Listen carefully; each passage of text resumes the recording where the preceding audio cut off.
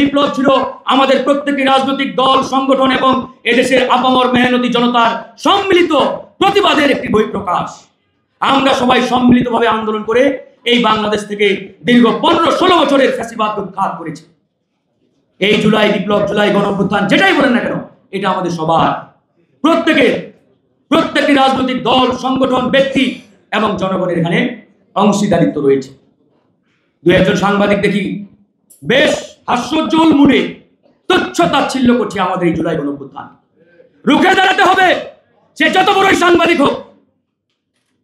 আমরা বলেছি এই জুলাই গণঅভ্যুত্থান নিয়ে কেউ যদি চেতনার ব্যবসা করে, এই জুলাই গণঅভ্যুত্থানকে বিক্রি করে কেউ যদি আঙ্গুল করে কলা গাছ হয়, তাদের বিরুদ্ধেও আমরা কথা বলবো, রুখে দাঁড়াবো। কিন্তু জুলাই গণঅভ্যুত্থানকে কেউ কটাক্ষ করবে, তুচ্ছ তাচ্ছিল্য করবে, আর আমরা এটা মুখ বুজে সহ্য করব, এটা হতে পারে না বন্ধুগণ। রুখে দাঁড়াতে হবে, কথা বলতে হবে। এই জুলাই বিপ্লব আমি ফারুক হাসানের একার আন্দোলন সংগ্রামের কারণে হয় নাই, আমাদের প্রত্যেকের অবদানের সম্মিলিত ফল হচ্ছে আজকের এই গণঅভ্যুত্থান এবং নতুন বাংলাদেশ। এই যে এখানে আমাদের রুহুল কবির রিজভী ভাই রয়েছেন, এই মানুষটা কি পরিমাণ জেল, জুলুম, নির্যাতন সহ্য করেছে তার কোনো হিসাব নেই। খাতা নিয়ে বসলে খাতার পাতা শেষ হয়ে যাবে, আপনি লেখা শেষ করতে পারবেন। এখানে প্রত্যেকেই যারা রয়েছেন, মুজিবুর রহমান মঞ্জু ভাই, সে নিজেও জেল কেটেছেন এই গণঅভ্যুত্থানের সময়। শফিকুল মাসুদ ভাই, তিনি অসংখ্যবার জেলে গেছেন, প্রত্যেকেই। আমি তো একটা না 15 দিন রিমান্ডে ছিলাম ভাই গোটা আন্দোলনের সময়। তা আমরা এই ইতিহাস তো ভুলে যাই নাই।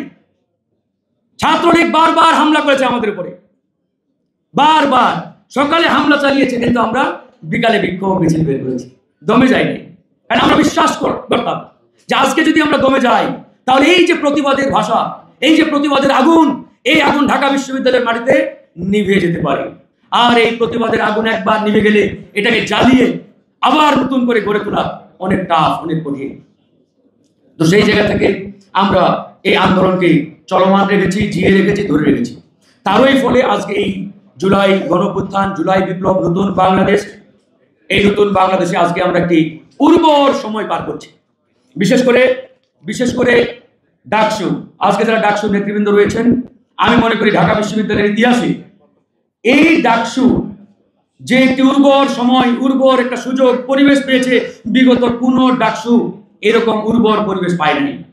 তাই ডাকসুর প্রতি আহ্বান থাকবে, আপনারা ছাত্র ছাত্রীদের যে কমিটমেন্ট করেছেন আপনারা এবং তাদের যে প্রত্যাশা, আকাঙ্ক্ষা, ডিমান্ড, সেই আকাঙ্ক্ষার প্রতি সম্মান রেখে এমন একটি ঢাকা বিশ্ববিদ্যালয়ে আপনারা ছাত্রছাত্রীদের উপহার দেবেন, যাতে আগামীতে যারা নেতৃত্বে আসবে তারা এই ধারাকে অব্যাহত রাখতে পারে।